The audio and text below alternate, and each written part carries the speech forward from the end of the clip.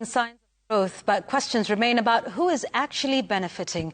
A new economic outlook by BDO East Africa suggests that while some sectors are expanding, many households and small businesses may still be under pressure.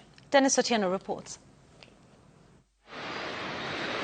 According to BDO East Africa's latest economic outlook, growth in 2026 is being driven largely by key sectors, with agriculture leading the pack. If you look at agri-value chains, agriculture, it remains Kenya's biggest opportunity. Not just farming, but agro-processing, storage, logistics, and exports. Tea, horticulture, dairy, food processing, climate-smart agriculture, and irrigation. Other key sectors are services, which includes ICT, financial services, trade and transport, and the energy and infrastructure sectors.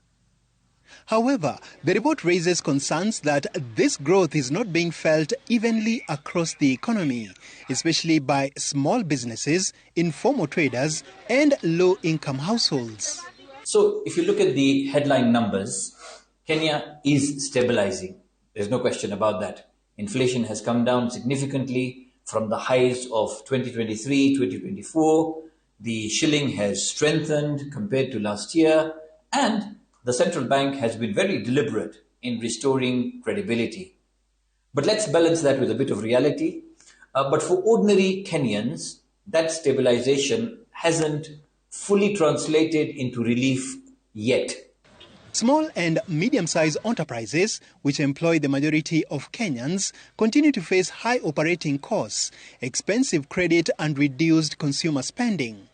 BDO warns that without targeted policy support, the gap between headline economic growth and everyday reality for Kenyans could widen, slowing long-term recovery. We can confidently say Kenya is not in a crisis mode anymore, yet we are not in a comfort zone.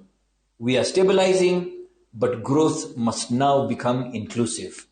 As policymakers focus on boosting growth numbers, economists say the real test will be whether that growth translates into jobs, incomes, and relief for ordinary Kenyans. Dennis Otieno, Citizen TV, Nairobi.